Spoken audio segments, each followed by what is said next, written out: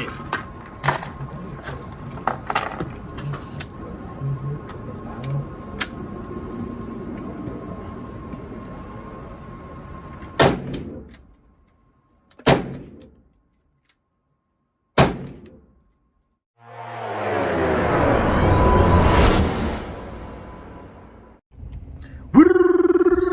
Lord Brunson back at you with the back at you, and I am the best reporting on the Eagles. Real quick, man, shout out to Jason Kelce, man. You know what I'm saying? Jason Kelce, basically being the best center in football, man, you know, made the all-pro team. And that's just a testament to what else goes on around him. You know what I'm saying? For your centerpiece guy to make the all-pro team, that means that left side and that right side have been making his job easy all season long. You know what I'm saying? Not too many bad snaps from him this year that I can't remember no bad snaps from him. Just a guy who, you know, is the best center in the league.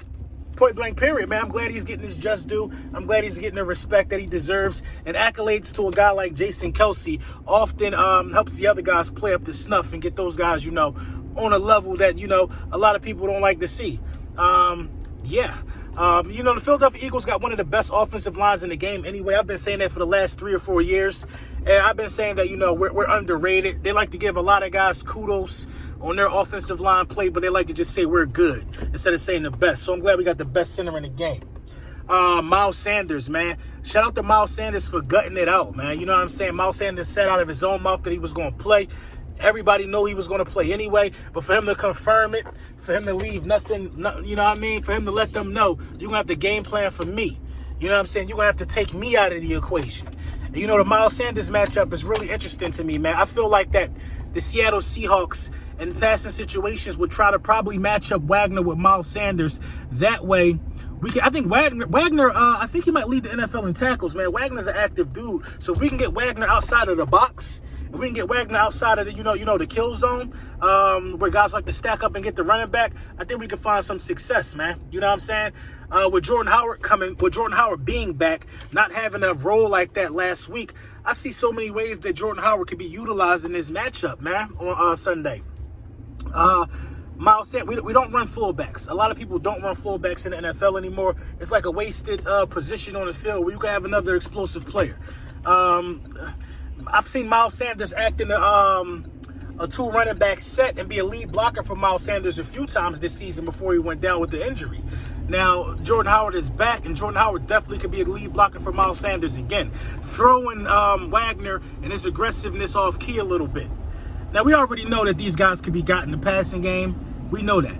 It's about if our guys can get open and make plays. They've done it. You know what I mean? They'll continue to do it. I'm not here for the NFL shenanigans for everybody want to take away what we did the last 4 weeks. Yeah, it was against the worst division in football, but was it really the worst division in football? You know, they didn't have me fooled because they often lie about a lot of stuff. But, you know, how about in 2010, the NFC West, you know, the Seattle Seahawks winning that division at 7-9. You know what I mean? How about that? How about that? There's teams that won a division without having a record over 500, but they want us to believe that we just solely got the worst division in football. They want us to believe that we're not good enough, and we're not riding with that. You know what I'm saying? We're not riding with that.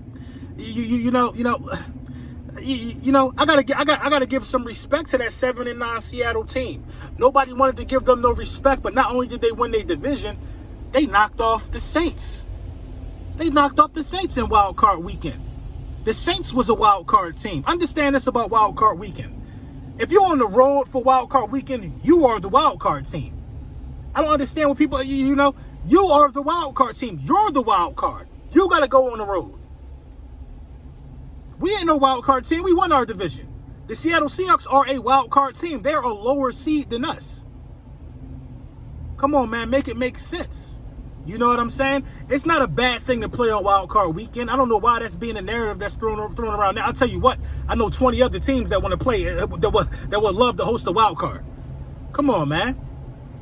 The NFC West, man, 2010, man, the Seattle Seahawks win that division and knock off the defending champion Saints. This was the Saints after Katrina Saints, the ones that won the Super Bowl. They got put out. Their little one year run that they went on was ended by a 7-9 ball club. They had aspirations of repeating. if I remember correctly. It was all ended by a 7-9 Seattle Seahawks team. I don't even know who was on that team in 2010. That's neither here nor there. You know what I mean? In 2014, the NFC South, the Carolina Panthers won that division at 7-8-1. 7-8-1.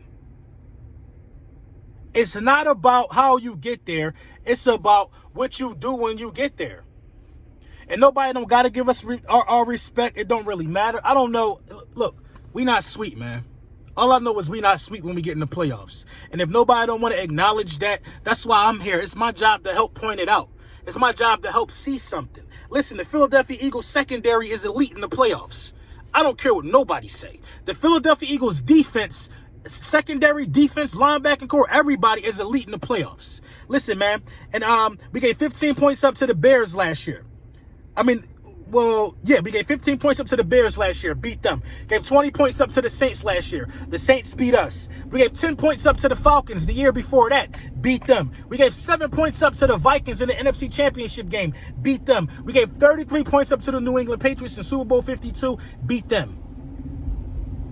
Now 33 to the Patriots in the shootout, we won the game, don't really matter. But all the other teams, under 20.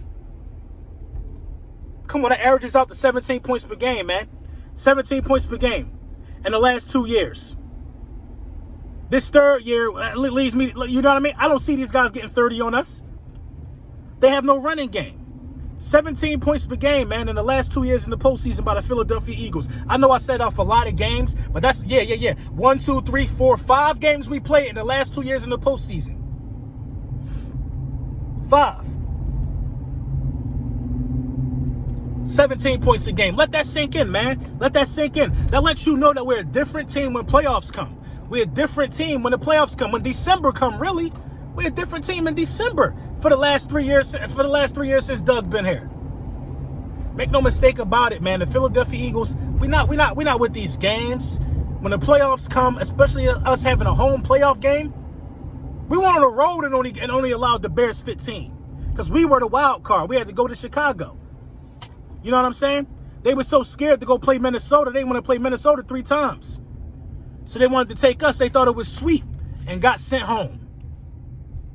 Come on, man. We play elite level football. And you want to talk about, it was against these teams? Well, one team had Stephon Diggs and Adam Thielen. The other team had Julio Jones. And you already know how explosive that wide receiver core could be. The Saints, come on. Michael Thomas, Drew Brees, and them dudes. We played elite level. We played elite wide receivers. In the playoffs, we play elite wide receivers. We're going to rise to the occasion, man. We're going to rise to the occasion. You know what I'm saying? We're going to rise to the occasion, man. 37 sacks allowed. That's 14th best in the NFL. The Seahawks allowed 48 sacks, 24th most in the NFL. We sacked them 6 times already last time. I mean, we're going to be able to apply pressure. And like I've said this before, man. Marshawn Lynch, with the time off that he took, this is only his second game back. Marshawn Lynch going to have to prove to me, man. Prove to me. Every time he was on the field, you know what I'm saying? The 49ers stacked the box. The Seahawks don't do anything. I repeat, the Seahawks don't do anything creative. But they caught us slipping with that trick play. For the most part, the Seahawks are an old school football team. They're trying to run the ball, and they're going to try to use play action. Now, I will say this. Containing on Russell Wilson is extremely important this week, man. It's extremely important. You know what I mean? It's extremely important. Because if they don't get a running game on 2nd and 4s and 3rd and 4s and stuff like that, expect to see some bootlegs, man, because we let Danny Dimes off the hook a few times. I mean, Danny Pennies, man. We let Danny Pennies off the hook a few times, man. You know what I'm saying? He was able to get out of the pocket and make some moves. But the fact of the matter is this, man. If we can contain Russell Wilson and we can just stop their run, the run overall, the run with Russell Wilson, the run with everybody. If we can just make sure we put a foot on the run for these guys, we're good. We're good. We're golden. We're golden, man. And I think the Philadelphia Eagles are up for the challenge, man. Let me know what you think in the comments.